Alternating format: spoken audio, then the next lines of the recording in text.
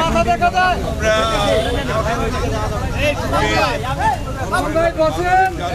দলের পক্ষ থেকে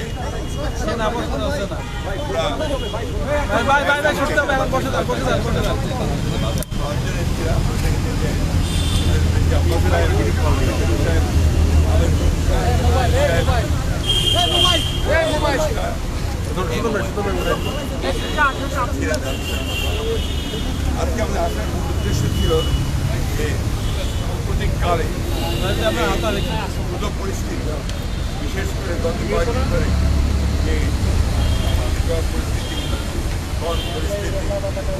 আমরা সমস্যা নিয়ে এই বিষয়গুলো নিয়ে আমরা আমাদের যে দলের পক্ষ থেকে যে আমাদের উদ্বেগের কথা আমরা এবং আমরা আশা করছি যে আমরা প্রধান উপদেষ্টা এটা পরিষদ নিয়ে অতি দ্রুত বিষয়গুলো শান্তিপূর্ণ সমাধান যেন কোনোরকম অবস্থা সৃষ্টি না হয়, বিভাজন সৃষ্টি হবে। এখন এই মুহূর্তে হচ্ছে জাতীয় ঐক্য। আমাদের সামনেই এখন অনেক বড় চ্যালেঞ্জ রয়েছে। এই চ্যালেঞ্জগুলোকে মোকাবিলা করার জন্য বিশেষ করে যারা বাংলাদেশের স্বাধীনতার মধ্যে বিমুখ হয়ে দাঁড়ায় অথবা এর যে স্ট্যাবিলিটি এটাকে যারা বিনষ্ট করতে চায় তাদেরকে প্রতিহত করার জন্য প্রতিহত করার জন্য আমাদেরকে অবশ্যই একটু জাতীয় ঐক্য গড়ে তুলতে হবে।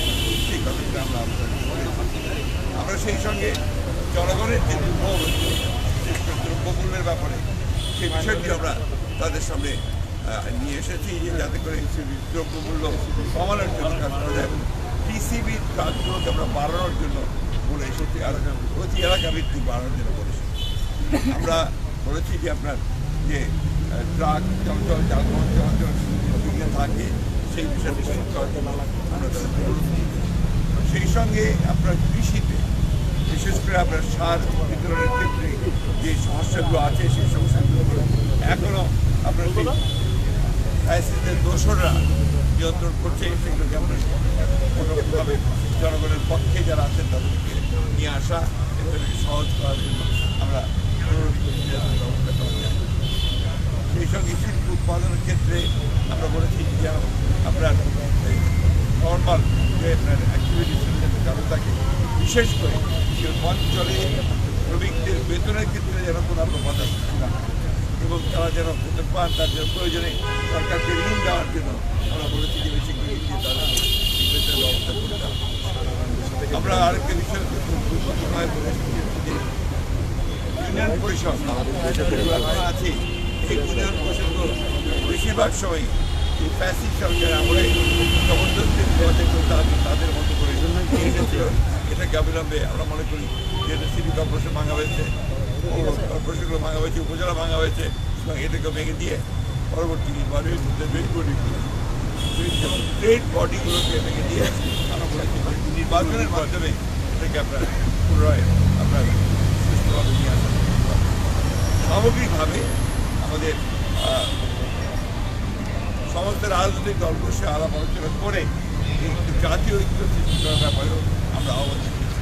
আমরা সেই সঙ্গে আপনার এটাও বলেছি যে আমাদের নির্বাচন যেটা সবচেয়ে বেশি প্রয়োজন সংস্কারগুলোকে সম্পূর্ণ করে অবিলম্বে যত দ্রুত সম্ভব রোড ম্যাপ দেওয়ার কথা আমরা বলেছি জরুরি এই কথাগুলি আমরা এবং প্রধান উপদেষ্টা এবং তার সঙ্গে যারা সদস্য ছিলেন তারা শান্তিপূর্ণভাবে মনোযোগ সহকারে আমাদের কথাগুলো শুনেছেন এবং আরও বিশ্বাস করি যে তাগুলোকে গুরুত্ব দিয়ে তাদেরকে প্রয়োগ করার ব্যবস্থা রাখছেন। আরেকটা বিষয়, আমরা সমস্ত মামলাগুলো যেগুলো আমাদের সময় আইসি সরকার করেছিল এই মামলাগুলোকে প্রত্যাহারের ব্যাপারে আমরা দ্রুততার সঙ্গে ব্যবস্থা গ্রহণ করার জন্য অনুরোধ করেছি।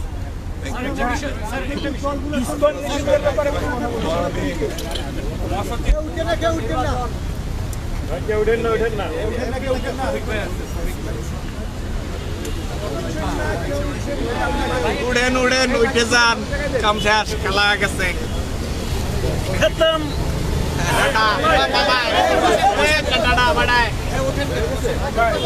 ভাই একটু মাছ বরাবর ভাই।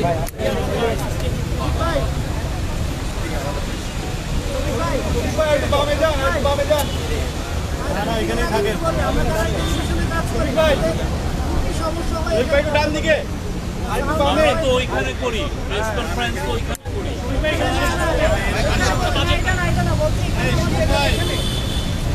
ভালো করে যাওয়া যায় এখানে যখন রাজনৈতিক দলগুলো আসে। ভাই এই জায়গাটা খুব ছোট, এখানে সিকিউরিটির ব্যাপারে কোনো কম্প্রোমাইজ নাই। সরি ভাই, এই জন্য আপনাদের ওইখানে ফরেন সার্ভিস একাডেমিতে আমরা দিচ্ছি, কিন্তু এটা যেহেতু একটা জরুরি প্রয়োজন হয়েছে, উই আর সরি আপনাদের ভাই শুরু করেন। আচ্ছা, আজকে আপনারা দেখেছেন যে মির্জা ফখরুল ইসলাম আলমগীরের নেতৃত্বে, মহাসচিবের নেতৃত্বে বিএনপির একটা টিম এসেছিলেন আমাদের চিফ অ্যাডভাইজারের সাথে দেখা করতে, এবং ওই মিটিংয়ে চিফ অ্যাডভাইজারের সাথে ছিলেন হাসান আরিফ, আদিলুর রহমান খান, মাহফুজ আলম, এনারা তিনজন উপদেষ্টা ছিলেন, এবং খুবই সৌহার্দ্যপূর্ণ পরিবেশে মিটিং হয়। এবং মিটিংয়ের মূল যে মেসেজ সেটা আমি দিচ্ছি যে আপনারা দেখছেন যে বেশ কিছু আমাদেরকে নিয়ে অনেক একটা কনসার্টেড একটা ক্যাম্পেইন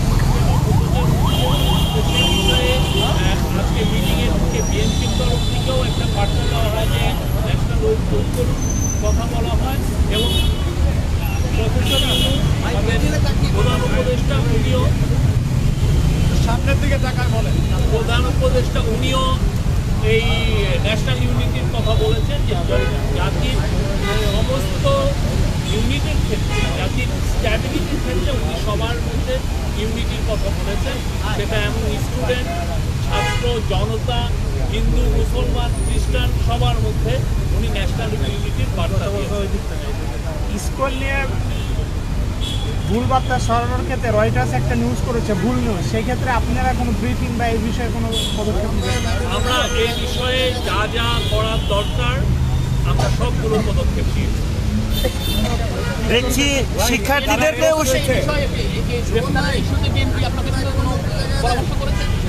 এই চিরাঙের বিষয়টা আলাপ হয়েছে, ওই একই জিনিস, সবাই ন্যাশনাল ইউনিটি, এবং চিফ অ্যাডভাইজার বলেছেন সবাইকে শান্ত থাকতে বলেছেন। হ্যাঁ, সবাইকে শান্তির বার্তা দিয়েছেন এবং সবাইকে শান্ত থাকতে বলেছেন। শফিক ভাই, 6 জনকে বলা হচ্ছে যে নিষিদ্ধ ঘোষিত সংগঠনের প্রতিনিধি যাদের অ্যারেস্ট করা হয়েছে, আপনাদের দপ্তর থেকে একটা বার্তা দেওয়া হয়েছে, এটা সম্পর্কে কিছু বলবেন? মানে আমাদের তরফ থেকে আমরা চিরাং মেট্রোপলিটন পুলিশের থেকে যেটা পেয়েছি যে মোট 33 জনকে অ্যারেস্ট করা হয়েছে, তার মধ্যে 6 জন হচ্ছে যাদেরকে ভিডিও ফুটেজ দিয়ে শনাক্ত করা হয়েছে, এবং তারা সাসপেক্ট হচ্ছেন, এই মার্ডারের তাদেরকে সাসপেক্ট হিসাবে করা হচ্ছে।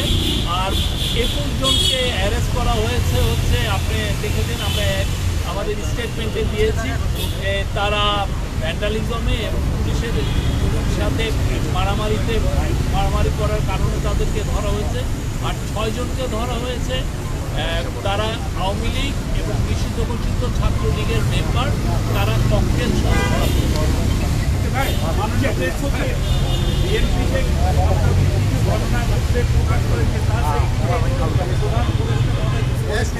এইটাই তো, উনি সবাইকে শান্ত হতে বলেছেন আর ন্যাশনাল ইউনিটির কথা বলেছেন।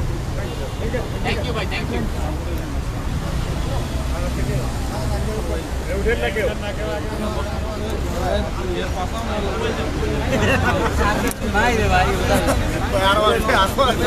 আর এরপরে মিষ্টি দিবে না? এই খাবার দাবার আছে, মিষ্টি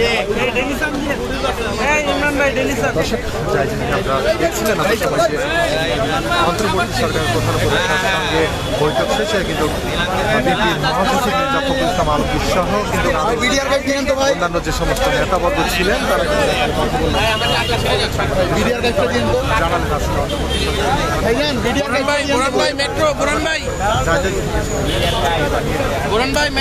ভাই ভিডিওর কাজ দিয়ে দেন আমার থ্যাংক ইউ সো মাচ